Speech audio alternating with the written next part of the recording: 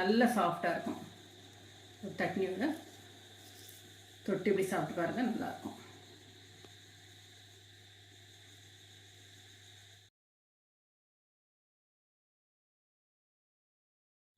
வணக்கம், இது நிலா கிச்சன். இன்றைக்கி நம்ம ஒரு டிஃப்ரெண்ட்டான ரெசிபி பார்க்க போகிறோம். கர்நாடகா ஃபேமஸ் அக்கி ரொட்டி. அது எப்படி பண்ணலாம் அப்படின்னு சொல்லிட்டு பார்க்கலாம். இது கொஞ்சம் ஹெல்த்தியும் கூட. புளிக்க வைக்க வேண்டிய அவசியம் இல்லை, பண்ணுறதும் ஈஸி. மாவரைச்சி எல்லாம் வைக்க வேண்டிய அவசியம் இல்லை. அரிசி பொடி மட்டும் இருந்தாலே போதும். நிறைய வெஜிடபிள்ஸ் இதில் வந்து ஆட் ஆகுது. அதனால் நியூட்ரிஷன் வேல்யூ அதிகம். சாப்பிட்றதுக்கும் ரொம்ப நல்லாயிருக்கும். ஒரு அக்கேஷனலாக நீங்களும் செஞ்சு பாருங்கள். பார்த்துட்டு எப்படி இருக்குன்னு சொல்லிட்டு ஃபீட்பேக் கொடுங்க. அதுக்கு முன்னாடி எல்லாருமே நம்ம சேனலை வந்து சப்ஸ்கிரைப் பண்ணுங்கள், லைக் பண்ணுங்கள், ஷேர் பண்ணுங்கள். எப்படி இருக்குது அப்படிங்கிறத கொஞ்சம் கமெண்ட் பண்ணுங்கள். வாங்க இப்போ வீடியோக்குள்ளால போகலாம்.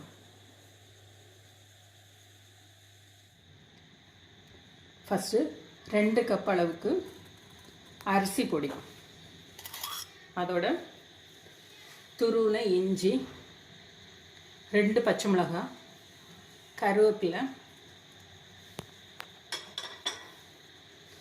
பொடி பொடியாக துருவின கேரட்டு,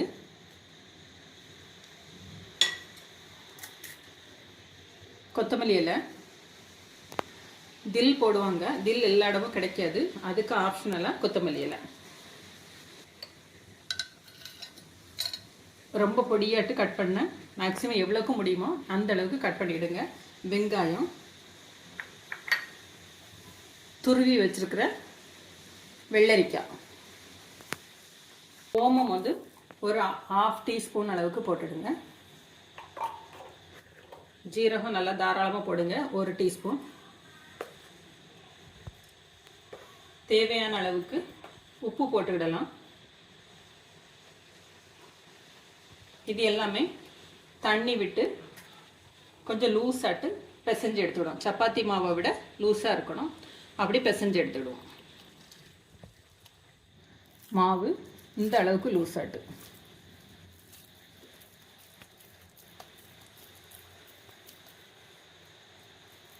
இந்த அளவுக்கு லூஸாட்டு பிசைஞ்சுட்டுருங்க. இது ஒரு 5 நிமிஷம் இருக்கட்டு. அதுக்கு முன்னாடி இதுக்கு தேவையான சட்னி ஒன்று அரைச்சிடலாம். ஒரு கார சட்னி, தேங்காய் சட்னி. தேங்காய், வரமிளகாய் ஒரு 6 வரமிளகாய், பூண்டு வந்து ஒரு 4 பல், சின்ன வெங்காயம் ஒரு 4 பல், ஒரு சின்ன பீஸ் வந்து புளி, ஒரு இனுக்கு கருவேப்பிலை, உப்பு, ஜீரகம். இது எல்லாமே தண்ணி விட்டு பேஸ்டாட்டு சட்னி ஆட்டு அரைச்சி எடுத்துடுவோம். இப்போ நம்ம ரோட்டியாட்டு போட்டு எடுத்துடலாம். வாழை எல்லாம் எடுத்துடுங்க, இல்லைன்னா பட்டர் பேப்பர், இல்லைன்னா ஈரத்துணி, எதுனாலும் எடுத்துடுங்க. நான் வாழை எல்லாம் எடுத்துருக்கேன். அதில் கொஞ்சமாக எண்ணெய் தடவிடலாம். எண்ணெய் தடவிட்டு நம்ம ரெடி பண்ணி வச்சுருக்கிற மாவை வந்து ஒரு நல்ல ஆரஞ்சு சைஸுக்கு எடுத்துடுங்க. இதை வந்து எவ்வளோ முடியுமோ அவ்வளோவுக்கு மெல்லிசாக தட்டி எடுத்துடுவோம்.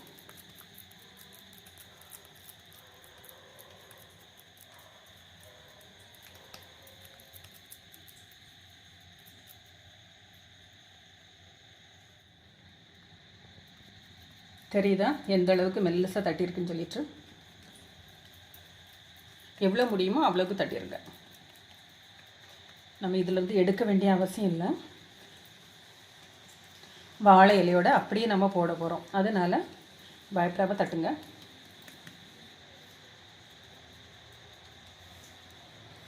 இப்போ இதை தோசை சட்டி வந்து அடுப்பில் வச்சுக்கிடலாம். அப்படியே தட்டிடுங்க. அது ஒரு 2 நிமிஷம் அப்படி இருக்கட்டும். ஒரு நிமிஷம் வச்சா போதும். இப்படி வச்சுட்டு அமுக்கி விட்டுருங்க ஃபுல்லாக. இப்போ வந்து இலையை வந்து மெதுவாக எடுத்துடலாம், வந்துடும். நம்ம எண்ணெயும் தடவிருக்கோம். இப்போ அப்படியே சுட்டு எடுத்துட வேண்டியதான் எல்லாமே.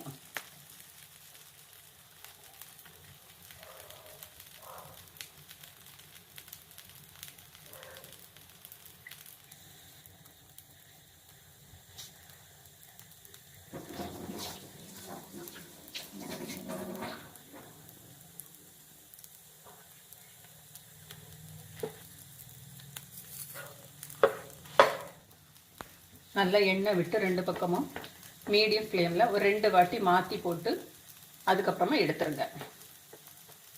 இது சாப்பிட்றதுக்கு ரொம்ப நல்லாயிருக்கும், க்ளூட்டன் ஃப்ரீ. இப்போ இதை எடுத்து ஆயில் விட்டு கடுகு போட்டுடலாம்.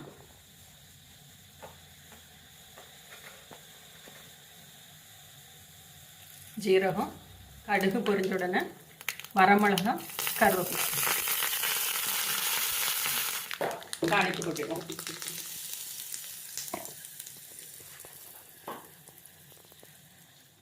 நம்மளோட அக்கி ரொட்டி வந்து ரெடி ஆயிடுச்சு.